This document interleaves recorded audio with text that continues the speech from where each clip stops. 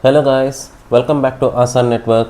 I am your Dr.Salauddin, MBBS MS Orthopaedics, and this is our fracture classification series. The next bone in our fracture classification series is the tibia shaft fracture, that is the most superficial bone just beneath the skin.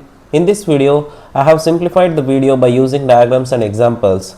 Who can watch this video is MBBS students, NEET PG aspirants and other ortho residents. So let's continue into the topic. The basic why this classification matters is the most common long bone that get fractures in the adults is the tibia shaft fractures, and there is a high risk of compartment syndrome, and it is having a high risk of infection, open and delayed and non-union, frequently asked in the NEET PG and next Viva exams. So it guides directly for the treatment, that is whether we have to do a cash, intermediate nailing, plating or external fixation. So as it is a subcutaneous bone, assessing the soft tissue becomes the primary importance, whether the fracture is an open or a closed fracture. So based on this, the first we will discuss the anatomical aspect, that is from the tibial plafond 5 cm below the tibial plafond, the tibia is cross sectioned in a triangular fashion, and the subcutaneous border is the anteromedial border, and there is a poor anterior soft tissue coverage which leads to its higher risk of open fractures, and also the nutrient artery is located posteriorly, so the anterior part is more prone for getting delayed or non-union, and most often the fibula is often fractured along with the tibia. The main classification systems in the tibia shaft fractures are the AO classification system, the Winquist and Hansen classification system, Schoen and the Gustlow-Anderson classification. AO, it's based on the morphology or the fracture pattern. The Winquist and the Hansen classification is based on the comminution and stability of the fracture, and the Schoen classification is for the closed soft tissue injury, that is it's not an open. Schoen is not for open, the closed fractures. How much is the soft tissue damaged in the closed fractures is for Schoen classification, and Gustlow-Anderson, the most important classification of this video, is for the open fractures. So the classification will guide us in the treatment, and it will also predict us for the complications. So first we will start with the AO or the OTA classification. As you all know, diaphyseal for the AO is simple, wedge and multifragmentary or complex. The numbering for tibia, as you know, 4 is the number for the tibia, 1 is for the proximal end, 2 is for the shaft and 3 is for the distal end. So 4-2 is tibia diaphyseal. Type A is a simple fracture, type B is a wedge, type C is a complex fracture. So type A has 3 types, that is spiral, oblique and transverse. Oblique is when more than 30 degrees of the fracture line is along with the horizontal. If it is less than 30 degrees along with the horizontal, it is a transverse fracture. So simple type A is a low energy injury which has a better prognosis and easier fixation. So type B is a wedge fracture. So the B1 is a spiral fracture, B2 is bending wedge and an intact wedge or a butterfly fragment, B3 is a fragmentary wedge. So it is an intermediate stability fracture. It occurs due to moderate injuries. Okay, but according to the latest AO classification system, B1 does not exist, only B2 and B3 are present, that is bending wedge or an butterfly fragment wedge and a fragmentary wedge, whether it could be an intact wedge or a fragmentary wedge. Type C is a complex with a fragmentary wedge, multifragmentary, segmental or an highly comminuted fracture. Here also in the latest AO classification, spiral multifragmentary is not present, only it is a segmental fracture or a highly comminuted segmented fracture. Okay, so what type of classification is this? So as you can see, it's a simple spiral fracture which becomes 4-A1. So 4-A1 is the classification for this fracture. But as you have seen in the X-ray, we are not unable to assess the soft tissue injury. So soft tissue injury becomes primary importance, but before that we will cover the comminution classification, that is the Winquist and Hansen. Before going to the wing twist and Hansen, we will summarize the AO. There are three types in AO: A, B, and C. A is simple, B is wedge, and C is complex or multifragmentary. The simple one occurs because of low energy, the wedge occurs because of moderate energy, and C occurs because of the high energy trauma or road traffic accidents. Type A, where there is a low energy and simple fracture, the stability is very good. You can do an intramedullary fixation or a plate fixation. The type B, it has a wedge, so the stability may be intermediate, and type C is a high energy trauma and a multifragmentary, there is a poor stability of the fracture. Okay, this is AO classification. Coming to the wing twist and Hansen classification, there are 5 types in wing twist and Hansen, type 0 to type 4. Type 0 is there is no comminution at all. Type 1 is there is only minimal comminution. Type 2 and 3, we talk 50% cortical contact. What is this 50% cortical contact is? If there is more than 50% cortical contact, that is the proximal and the distal fragments are in contact at the fracture site. If the contact is more than 50%, it is type 2.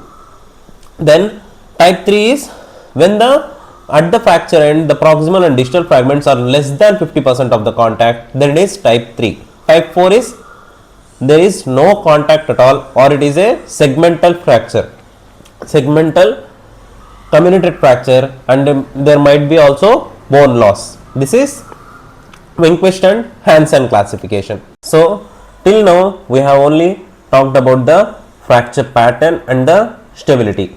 The main part, that is the soft tissue assessment, comes in the Schön and the Dr.Salauddin classification. So coming to the Schön classification, which is for a closed soft tissue injury, there are 4 types in Schön classification, C0 to C3. C0, there is a negligible soft tissue injury, that is there is only a fracture, the soft tissue is not damaged. It may be because of an indirect force. For example, a football player, as you all know, now the FIFA World Cup is going on. So if any player suddenly stops during running and tries to turn or change the direction, if his foot is stuck in the ground and he suddenly tries to change the direction, then there is a torsional force or a twisting type of injury occurring at his leg. So because of the twisting, there might be a spiral fracture of the tibia. Okay, this is called as a negligible soft tissue injury or an indirect force. This is an indirect force. There is no direct injury to the bone, but because of the twisting injury, the bone has got fractured. So there might be no soft tissue injury in the CO, that is Schön's CO classification. Then the C1 type, there is a abrasion or a contusion over the fracture. Okay, C2, there is a deep abrasion or a muscle contusion, or there might be an impending compartment syndrome. I have already used this word, impending word, in the previous proximal tibia classification, and I have asked you for 5 P's. I think I have explained there the 5 P's of compartment syndrome. What are the 5 P's? Please comment in the comment section below. What are the 5 P's of the compartment syndrome? Okay, so the 5 P's of the compartment syndrome, there might be there is no compartment syndrome started yet. Okay, if you leave it or if you are untreated this condition, then it will lead to compartment syndrome, that is called as impending compartment syndrome, that may occur in C2. C3, there is definitive compartment syndrome along with a crushing or a degloving injury, and there might be also an vascular injury. So this is Schön's C3. So coming to the most important classification of this video is Dr.Salauddin classification, that is it has mainly 3 types, and the third type is again divided into 3 types, A, B and C. So the type 1 of Dr.Salauddin, he talks all the types, he talks based on the size of the wound. Okay, so based on the size of the wound and comminution or contamination. Okay, the contamination of the wound and the size of the wound. So if the wound is less than 1 centimeter, a clean wound with minimal soft tissue damage, it's a type 1 injury. Type 2, it is 1 to 10 centimeters. It can be 2, 3, 4, 5, 6 or any number between 10. Okay, 1 to 10 centimeters of wound with a moderate soft tissue injury or minimal contamination. Okay, there should be a minimal contamination. Then it is a type 2 of Gustilo-Anderson. Then type 3, it is extensive damage of the soft tissue. So it again divided into ABC. So 3A is when there is a adequate soft tissue coverage. Okay, adequate soft tissue coverage means the fracture is present, there is a soft tissue loss, but if you approximate the soft tissue, you can easily cover the fracture site. This is adequate soft tissue coverage. And there is an contamination or a comminution of the fracture, and there is also contamination. So 3A is adequate soft tissue coverage with comminution of the fracture and contamination. Type 3B, here the wording is very important. Type 3B, in any of the exams he will say periosteal stripping of the bone. The periosteum of the bone has been stripped off and it requires a flap coverage, or if he changes the word and says it requires a soft tissue coverage. Okay, if he uses these words, it's a 3B classification. Periosteal stripping or soft tissue coverage or a flap coverage, it requires, it's a 3B. 3C is a vascular injury, whatever may be the type. If there is a vascular injury, then it is automatically a 3C, where the vascular injury requires a repair, right? 3C, it might be 1 centimeter wound, 2 centimeter wound, any of the contamination, comminuted fracture, non-comminuted fracture, whatever it may be, there is a vascular injury that requires a repair, and it's an open injury, then it is automatically a 3C. Okay, for confusing you, he will use these words, all the words in the paper. He will give periosteal stripping, he will give flap coverage, and he will also give vascular injury. Now what will you answer?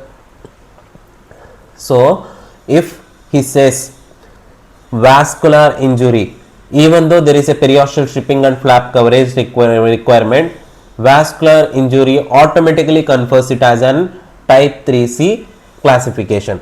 Okay, if he has not used the word vascular injury, only periosteal stripping and flap coverage, then it is 3B.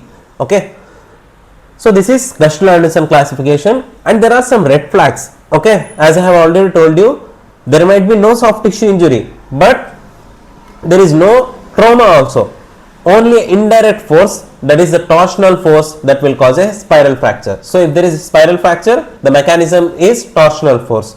If it is a direct blow, there will be a transverse fracture. So transverse fracture, it indicates there was a direct blow. The presentation, pain, swelling, deformity and inability to bear weight is the common presentation for tibia fracture. The red flags is compartment syndrome and vascular injury.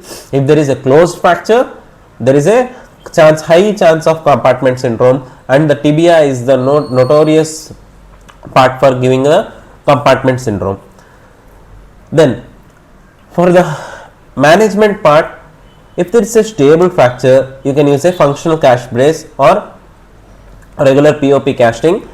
If it is an unstable fracture, most of the fractures, the gold standard is intramedullary nailing. Okay, closed reduction and intramedullary nailing is the gold standard. If it is an open fracture and it is having contamination, then urgent debridement with antibiotics and stabilization with external fixation is the gold standard for open fractures. If it is a highly comminuted fracture, then also the same debridement and stabilization with external fixator, but it may require two-stage surgeries. First we will do an debridement, stabilize the fracture, let the soft tissues heal, then later we will do a definitive management by using intramedullary nail or any plating.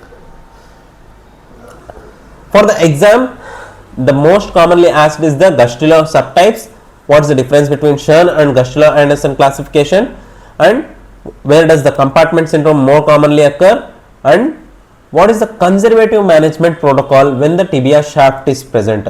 If the tibia shaft fracture, less than 10 degrees of angulation is acceptable and less than 1.5 centimeter shortening is acceptable.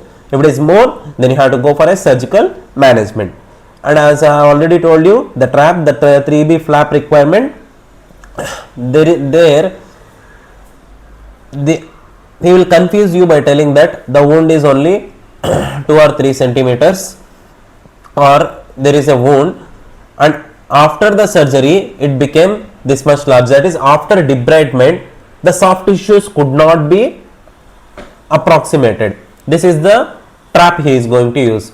Okay, the soft tissues that could not be approximated is always done after the debridement. So if the after the debridement, if the soft tissues are unable to close, then it will become 3B.